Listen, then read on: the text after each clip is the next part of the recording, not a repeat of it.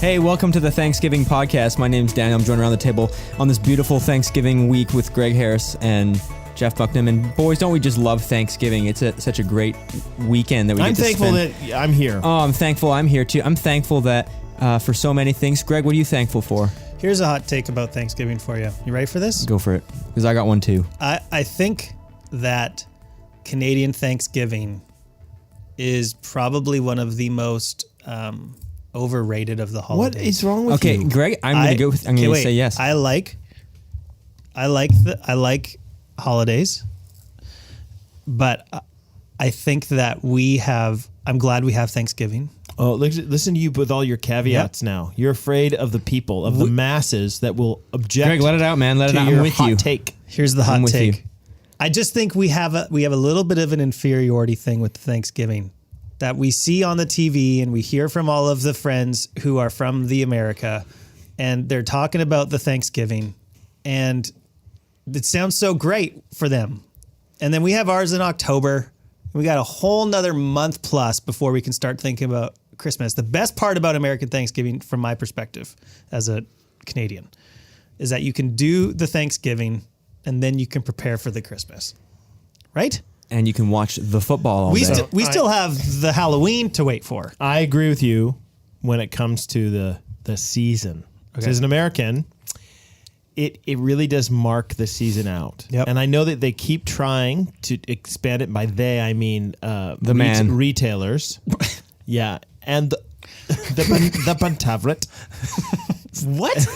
Sorry, that's a line from So I Married an Axe Murderer. Is it on the Netflix? Yeah, I think it's on the Netflix. I don't know. If it's not, it's a very funny movie.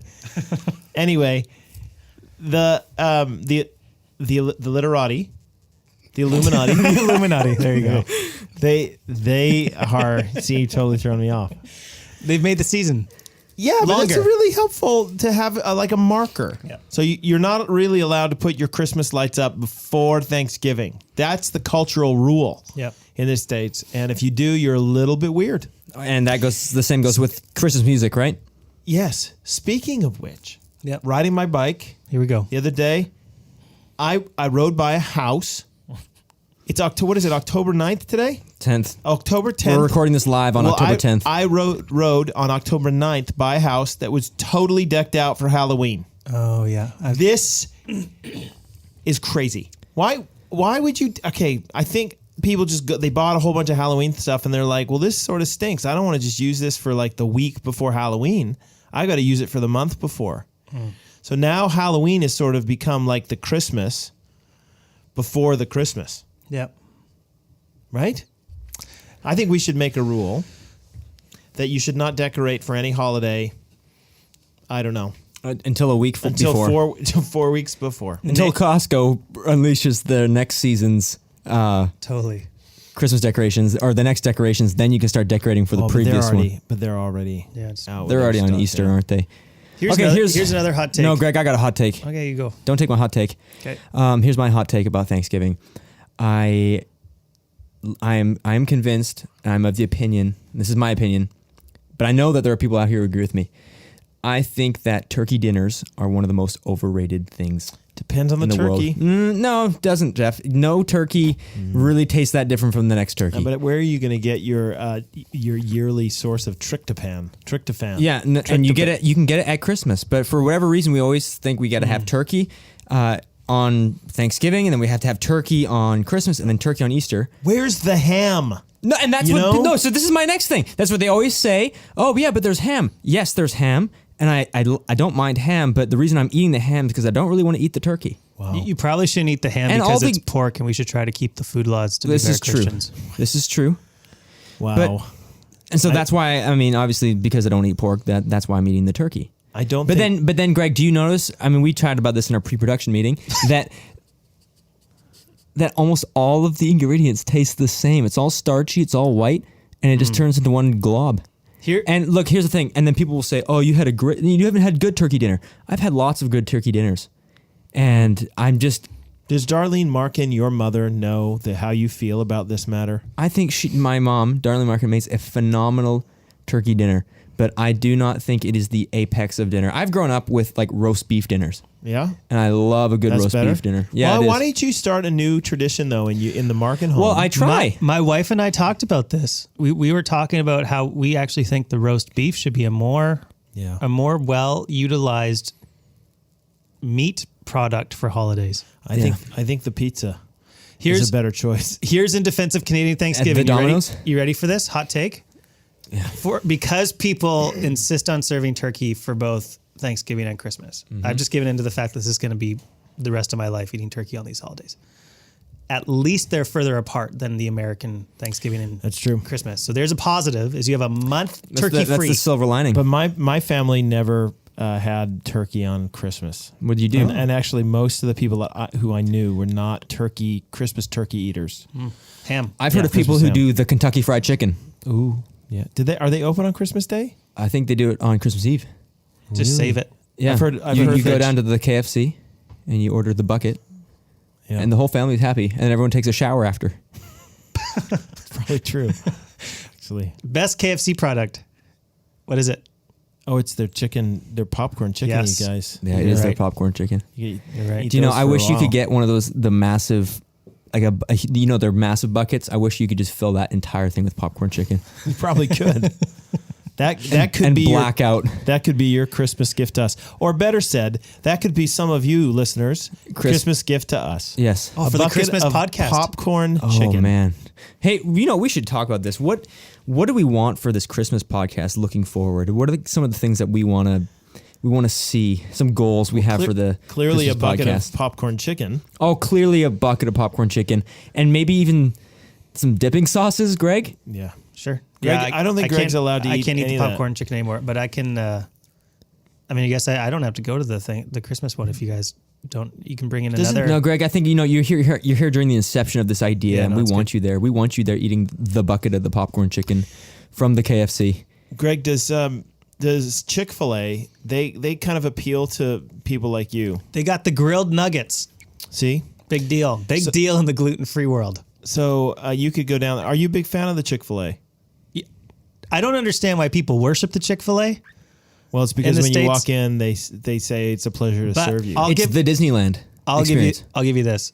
It's a very good fast food option when you need a meal and you don't want to feel like the worst you've ever felt in your life. Chick-fil-A is a good option. See, that's when I would turn to the Chipotle. I go to the Chipotle and I get a nice burrito bowl, and I feel better about myself because it's all grass-fed beef. So they tell me.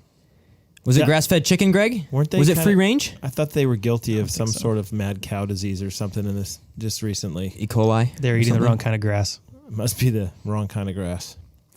Anyway, we're going to move on now from this very fascinating banter. This is a cultural experiment, wasn't it? Again, sorry to anyone offended about my comments about turkey dinner. They weren't. Love you, Mom. You make Oh, a she great might have turkey been. dinner. Yeah, you're right. She I might have been. just, truth is out here. I think that there are better meals in the world. Like a roast dinner.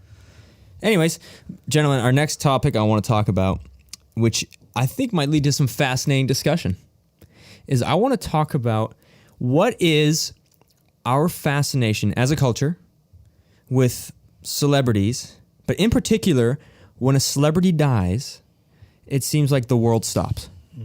Everyone loses their minds. Your Facebook feed is all people saying rest in peace to these celebrities. What is the fascination with that? Because I'm always kind of, in one hand, I'm like, maybe they had a big impact in your life. They provide a lot of entertainment, a lot of joy. I can think of a lot of people who were sad when Robin Williams died because as a kid, that brought them a lot of joy. At the same time, you never met this person. Why does it matter to you? What do you guys take on this? Why are we so fascinated with celebrities? And why are we so fascinated and need to express ourselves when they die? Is it because I'll let you guys go. Get a start on this. People have always been enamored with celebrities, though, right? This is kind of a human condition thing. And I think we probably just see ourselves. I actually think that celebrity culture and our desire for that is probably a kind of minor way of us rejecting God's providence in our own life. Do you understand what I mean by that? Like I'm expand not on that. I'm not really happy with the person I am. I'd much rather live vicariously through, I don't know, Princess Diana or George Clooney or I don't know, whoever, Brad Pitt or whoever. I wish I had what he had, and so I follow his life and of course we like their art many times, but we don't leave it just there. We want their life and things like that. Anyway, it's kind of my theory is that it's like a little bit of coveting, you know, that we want what they have and stuff. I don't know. I think the people who are fascinated with the death of celebrities because we're fascinated with the celebrity of celebrities, right? Everything that happens to them. So I'm not sure that I would say that we're more interested in their death than we are everything else. I think part of the fascination, if that's the right word, for when a celebrity dies is also partly it normalizes them a bit. Like, oh man, they were like a real person who are now no longer making movies or recording music. I think it makes them more like the rest of us. One of the things that you hear, I think, oftentimes from people who meet celebrities is they've loved this person all their life. They've loved their movies. They've loved their athletic achievements, whatever. And then you meet them, and very rarely do people say that totally met my expectations of what that was going to be like. I met them, and like I remember meeting Trevor Linden. Like I had his posters in my room, and big Trevor Linden fan growing up. Loved the Canucks. Great. Met him at a autograph signing thing. Thought it was going to be the best moment of my life. I got near him. He smelled a little bit like BO, and my first thought was, "This is not right. You should not smell as poorly as you do." You're on my wall. He should have had some Dio for his BO. But I think part of the meeting the celebrities and then the hearing of the celebrities die, it just reiterates in our minds that actually, no, these are real people with real faults and who are just as susceptible to life's ups and downs as we are. We sort of treat him like the superhero though, right? So they become less superhero-ish, and that kind of upsets us. And so when they die, we have to share our best memories of them, our favorite films, the way that this has made us so sad, because we want to keep living in that world where, no, like they were still kind of a superhero. Well, they're an escape to us a lot of times, aren't they? No, that's fair. Yeah, I think their films and things are usually an escape, or the sports games. What I think is interesting, I think sometimes the reason that we're so enamored when we see a celebrity is because it kind of breaks categories for us. One of when you physically see one and let's say that's so and so, that's so and so, that's so and so. I actually kind of think that we don't think of them as occupying time and space. No, yeah, you're right. Do you know what I mean? Like that you are, because you're kind of ubiquitous. You're everywhere. You're normal on the screen. You're everywhere.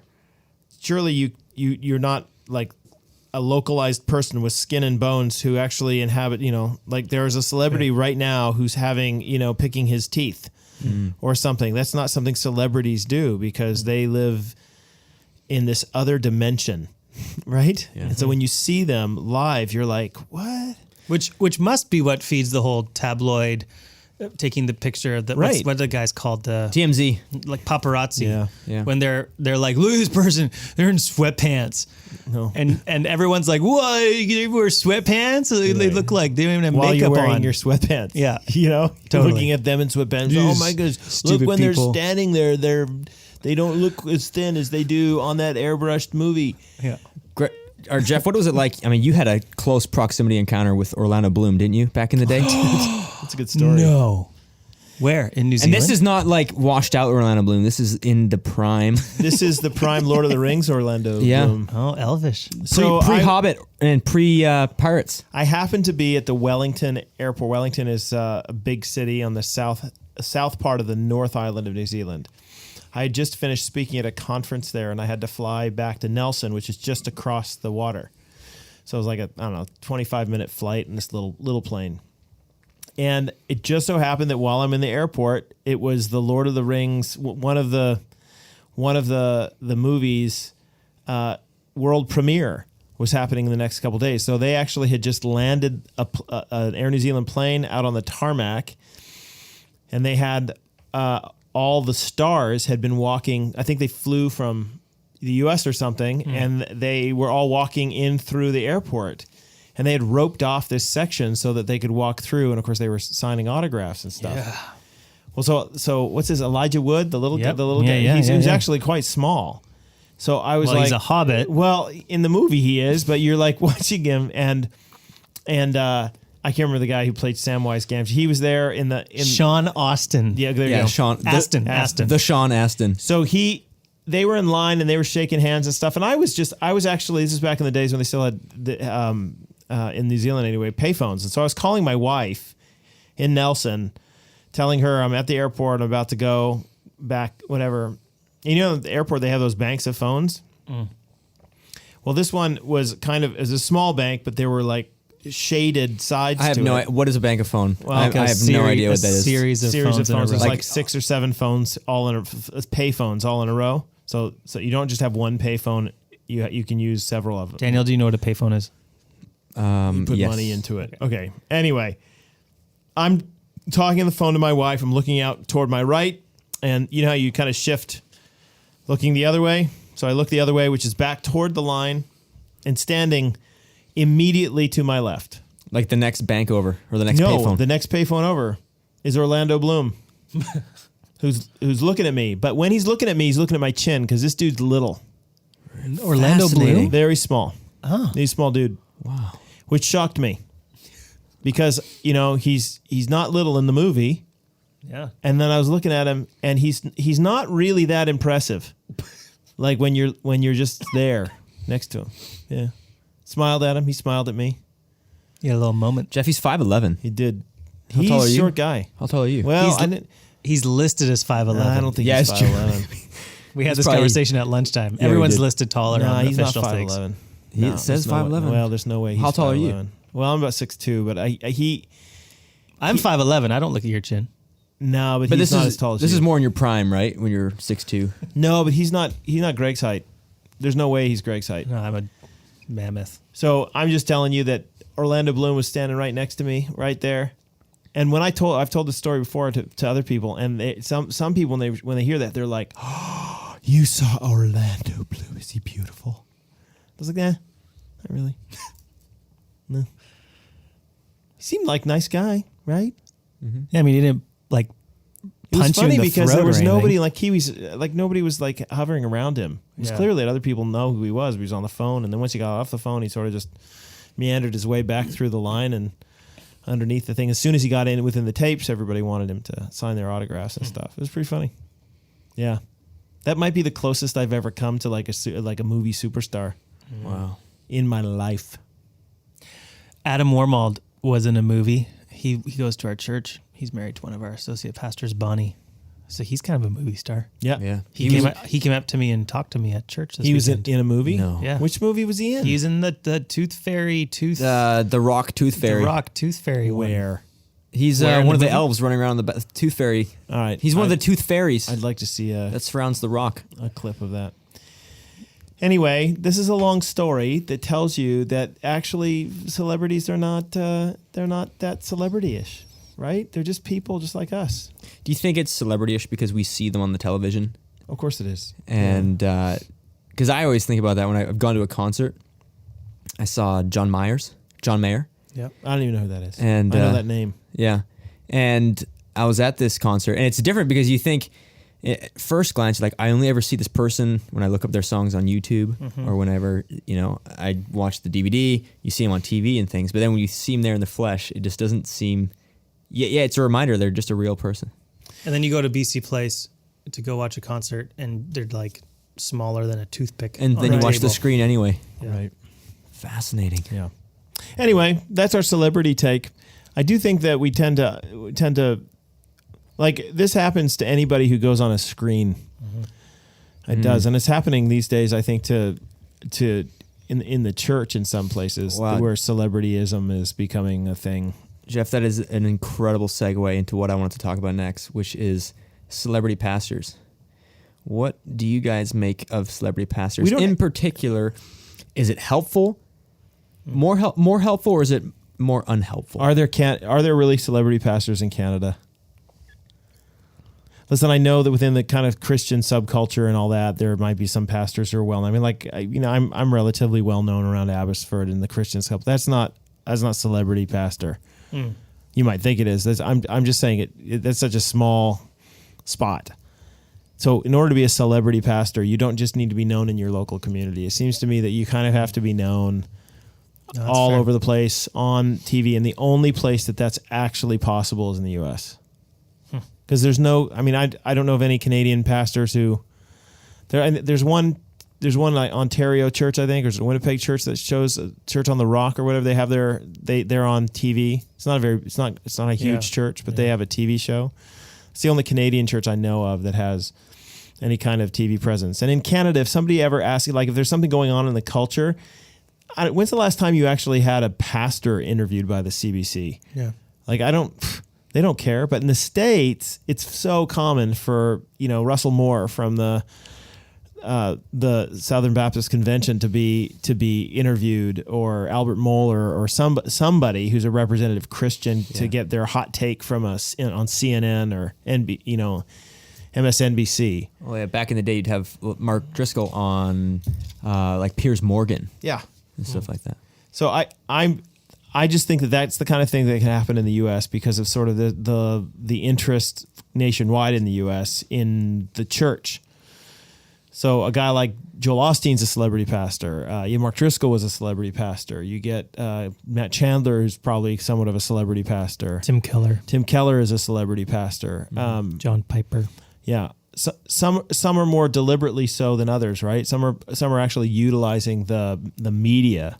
And by media, I don't mean like the reporters. I mean the media, like television and newspaper. And some utilize those kinds of delivery methods more than others. So I don't think Tim Keller's not really using that stuff. He doesn't have a radio program. Right. Yeah. But others do, like We have a radio program. Chuck Swindoll has a radio program, and this This podcast. Yeah. But it is interesting. It's one of the challenges I think that the church is going to face in the next little while. You read the Corinthian epistles, and you realize quickly that this is was one of their major issues, is they were fighting the effects of celebrity among Apollos and Paul and the others, so that people were actually honoring one over the other and pitting them off against each other. Well, I'm a Paul guy, and I'm an Apollos guy, and So as a result, it ended up creating a lot of disunity in the church, and I think certainly that has been the case now. So would you say it causes more harm than good?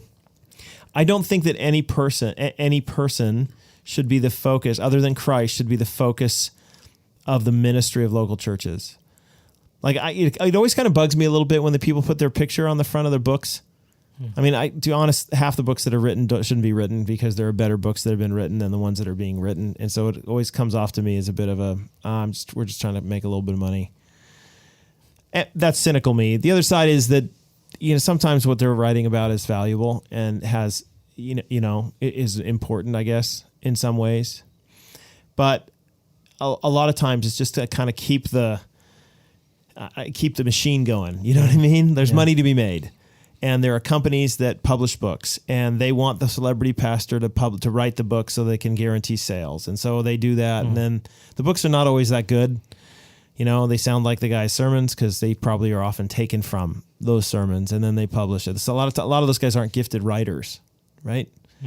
Some are. Kevin DeYoung's a great writer. I think he's excellent. He's actually probably a better writer than he is a preacher. But some others aren't fantastic writers. I don't think Tim Keller's a great writer. I think he's a far better preacher than that. But he has a lot of content and good stuff to say, so I think that maybe that kind of thing is helpful. My point is, I think that celebrity is one of those things that we probably should be considering in the church more how we can fight than how we can foster. Yep. So how can you? I mean, unless you guys you can disagree, it's fine. There are those who argue that you should foster it, because by fostering the celebrity of the pastor, you're actually, kind of paving the way for talk about Jesus. Right. Yeah, I mean, Greg and I were talking about this earlier, in the sense that Albert Mohler is an interesting one, because in his book, he did a book on Who is leader. he? Albert Mohler is the president of Southern Baptist Seminary. The Southern Baptist Seminary. The Southern Baptist Seminary, which is quite a well-renowned seminary. And he kind of turned it around, from what I understand, from a very... It's in Louisville, Kentucky. Yeah, Louisville. Not a great place, and he's kind of turned it to like... Louisville's a great place, just not the seminary was. No, yeah, it was in a bad way, right? Okay, yeah. So now he's the president of, I guess, the seminary there and Boyce College, which is their undergraduate program, school there. Anyways, he does a lot of writing, and he writes for. Does he write for Gospel Coalition? I think he writes all over the place. He's Together for the Gospel. He does a lot of these things, but his influence is pretty massive, and he'll describe that he understands, like he has a podcast that he has as a separate ministry. That's his own ministry. It's called The Briefing. And he has an Instagram, and what he always does, he'll tweet and he'll do all these things, but the way he justifies this is he's saying, look, I'm promoting this other ministry that I have. And his take on this, because I think, Jeff, like I've agreed with you more. I don't know how much, Greg and I were talking about how much should pastors actually be posting on social media and whatnot. But most of the stuff he promotes and posts is promoting his ministry or his articles. And he would say that if you aren't doing that, you're missing out on an enormous audience. Yeah, and that's the way people are communicating these days. And so if you're not jumping in on that, you're stuck with the people who aren't using phones. Yeah, I agree, and that's the compelling side for the foster the celebrity. Somebody who's a celebrity use their name to try to push it forward. And I really do have a lot of time for that. That's why it's a bit of a tension for me. Yeah. However, the challenge is that people end up treating Albert Mohler like he's the Pope. And by that I mean the way that people used to treat the Pope, not now, right? Because most people are like, I don't care, the Pope. You heard it here first. Al Mohler is the Reformed Pope. No, but he kind of, like, people tend to treat like, well, Al Mohler says. I remember a friend who is a pastor of a church. He's older than I am, but he was a pastor of a church for years, and he had a guy in his church who would write letters to him afterwards, quoting John MacArthur. So in other words, your sermon didn't meet up to scratch because John MacArthur says, and John MacArthur says. Now, John MacArthur is a gifted preacher and very famous, and at that point had a radio ministry. But now you're judging the ministry of your local church pastor, who might not have quite the oratory gifts, but certainly has the knowledge and the theological skill that MacArthur does. But you're judging him based upon basically the celebrity. And that's my concern, is that what ends up happening is that you get these voices that are honored above all other voices, and they are treated kind of in a papal way, like they're like what they say is the truth, and don't disagree with. I mean, we hear it in our circles with guys like Tim Keller. Oh, Keller says, well, okay, Piper says, yeah, I'm sure he does, and that's fantastic. But I'm not right all the time. He's not right all the time. We can have genuine disagreements, but it tends to not. That doesn't happen very much in the celebrity sort of culture in the end. And then I get concerned about that when the celebrity pastor ends up falling. I mean, what happened to Mark Driscoll is really sad. And what happened to Mars Hill Church in Seattle is really sad to me. And I wonder, all this time was being spent to, foster Mark's name and put, copious amounts of books out in his name. And it ended up kind of collapsing in on itself, don't you think? Yeah. So is it better? Is that better? I think a few things. First of all, I think the celebrity culture idea, the celebrity pastor idea in this part of the world, in the Pacific Northwest, doesn't fly quite as well as in other parts of North America. Why not? I think we are a very cynical bunch of people. Yeah. There's a reason that I think people who live in Vancouver and the Valley are more like people from Portland North than they are people Winnipeg East. Right? There's more of a kinship. There's more of a same way of looking at the world. I've had friends who have moved from Ontario out to British Columbia, and they have a really hard time with the transition because things are just different in Ontario than the way they are in BC. The way that people, by different you mean not as cynical, right? And the way that you would do hospitality is very different in Ontario compared to here. It's a lot more put together over there, and over here it's a lot more. Yeah, sorry that all my stuff's in the middle of the place, and it's just more of it's a different kind of culture. Anyway, so here's my point with all of that: is because we're like a rainy, clouds are always in the sky, cynical type of people. I think the celebrity culture among ministry and pastors, I think is a harder sell here than it is other places. So I think here in particular, in this area, I think it's it is something to be cautious about, because I think when the thing goes wrong, everyone who's cynical in the Pacific Northwest will say, yeah, see, I saw that coming.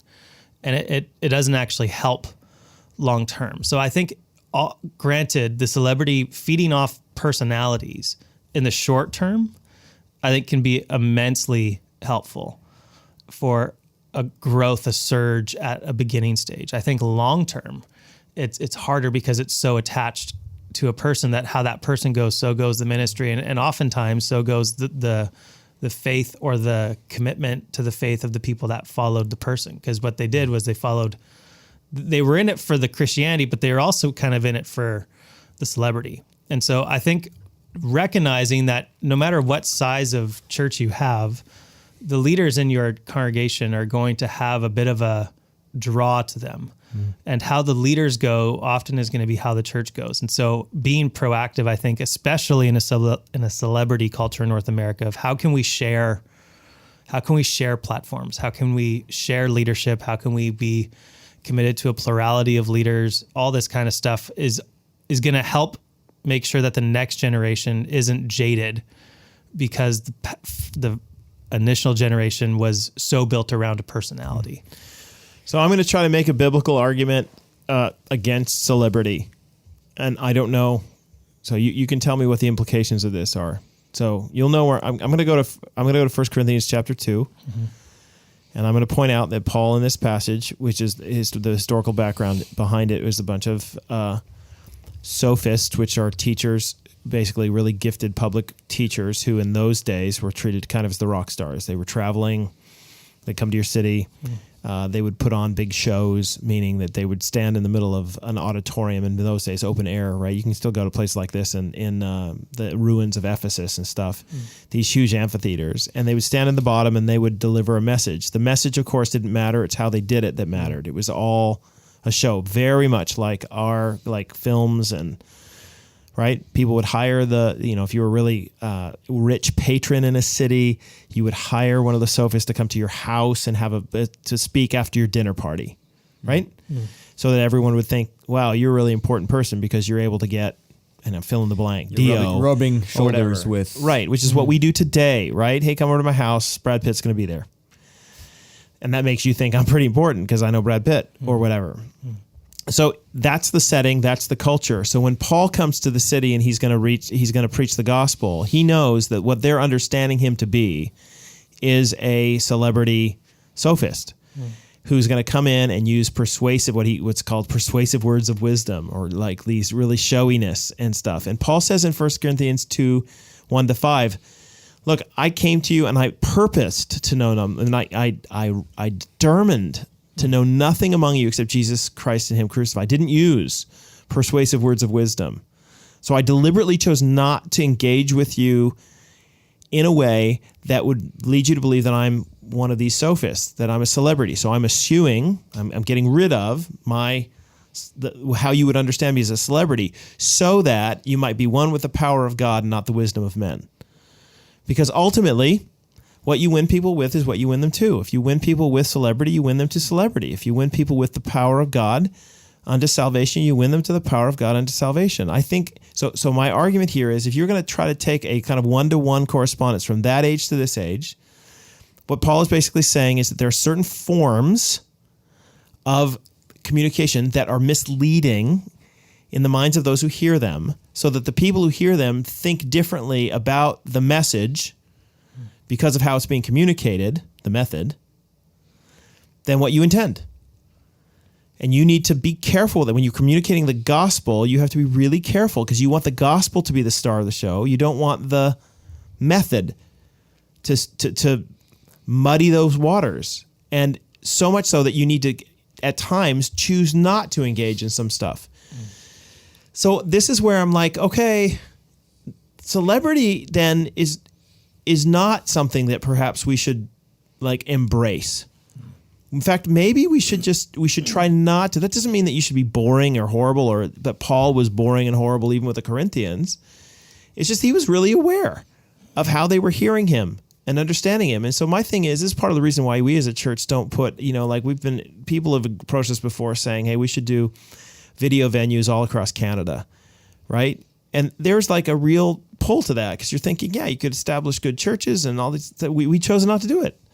And part of the reason is because we don't really think it's a valuable thing for our preaching pastors to be seen as a big deal. Oh, I'm going to so-and-so church because that's where so-and-so preaches. And, I will only go to that church because they preach. We don't publish our who's preaching on weekends. I don't preach all the time. We choose to do these things. I could preach more. I could publish it, stuff, but we do all of those things to try to avoid this. We're not perfect at it by any means, but we're really uneasy with putting my face on a video screen in other locales that are not, have a proximity to the to the place where I'm actually doing the sermon. Do you know what I mean? And yet we do choose to employ things like video on website and a podcast on iTunes and this podcast that we do. And so all of these things could very easily, people could come back and say, okay, so on one side of your mouth, you're saying don't over promote yourself. And the means through which you're saying that is a podcast. Totally. That X amount of people listen to. So there's this tension. Which so I told you, yourself. That's what I said earlier. There's this weird tension that we have with this.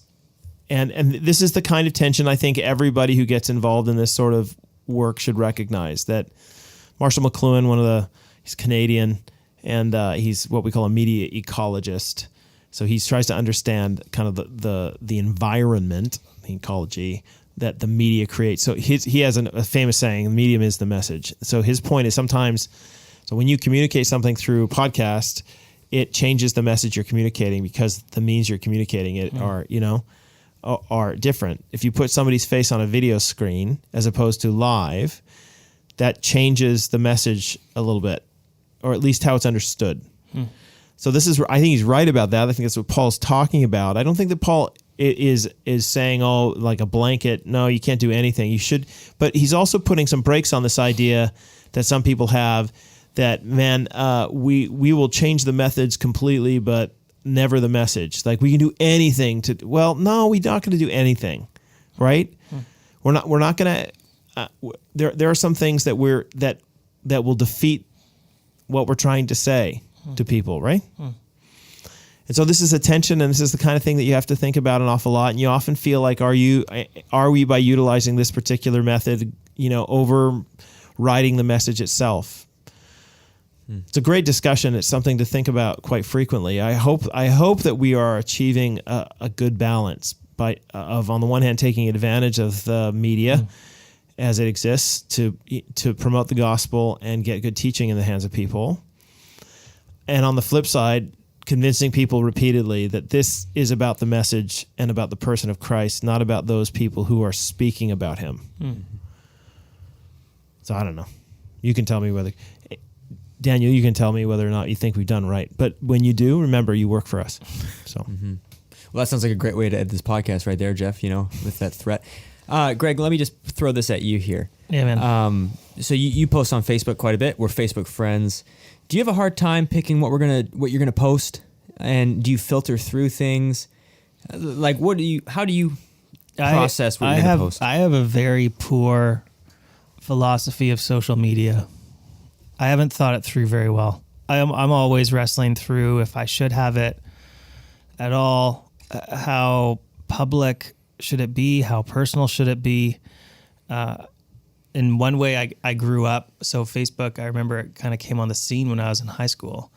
And so it was just kind of what we did. It was like this new thing that came on. And then it's kind of morphed into this basically a collection of videos and advertisement. But it's, I don't know. So right now I have a profile on Facebook that I've kept somewhat limited and yet not very. Twitter, I'm try to keep it mostly just ministry related stuff, but I don't tweet very frequently, mostly because I think there's all kinds of better things that are being said out there. And then every once in a while I think, man, I should just get rid of it all because what am I even doing on it that's helpful? And then sometimes I think, no, it's actually helpful because I can share articles and I can share information. Because I have a lot of friends on Facebook who go to Northview. So a lot of the times I'll share stuff that our Northview Facebook page sends out, like if service times change, or here's a good video of Rochelle Schellenberg on her life situation, like all that kind of stuff. I don't know. I'm like, okay, I'll share that because that'll be helpful for people. So the short answer is I don't think I have a very good philosophy of how I'm using my social media. And yet I think in some ways, if you are going to be in ministry, I think you should have one. Like Jeff, yours has been basically very limited. Well, I don't have Facebook, but your social media engagements are limited. I have a Twitter.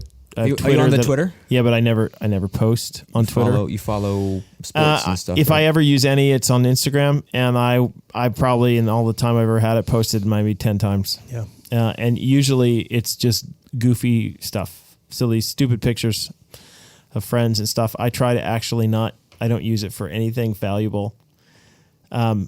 Partially, just so you know, because I think that I know that these are the places that people engage in some conversations, like Twitter. Yep. I think they're a horrible place to engage in conversations. Like I think the idea, when I say horrible, it's fine. If you do it, it's fine. I just don't think that there's any room for nuance in it. Absolutely. So if you're on Twitter, misunderstanding is so easy, and it's so easy to get entrenched in your viewpoint because you're trying to be pithier than the other person. And I just don't know if I don't actually know if that's a healthy approach to dialogue, to public discourse. So I've chosen to not really engage much in that realm. I would much rather have verbal conversations with people, but this, I actually find the podcast to be a helpful medium because you can nuance things. And even this is limited, right? But as far as social media, I am a really bad social media or media meter. You're a bad millennial, Jeff. I am. Yeah.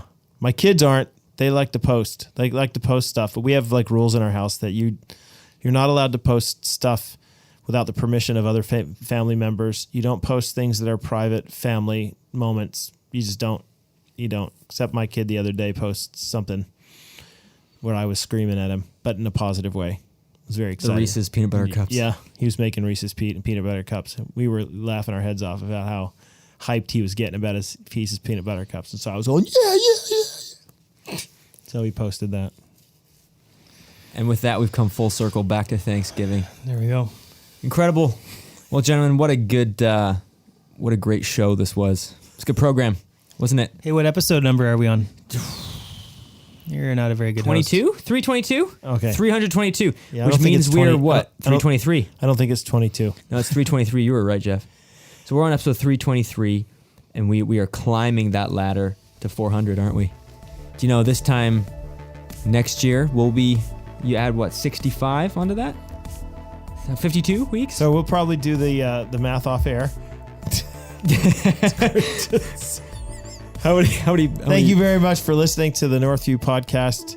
Send in your questions to extra@northview.org, and we will try to get answers to them or not, depending on how good the questions are. But God bless you, and see you next week on the Extra Podcast.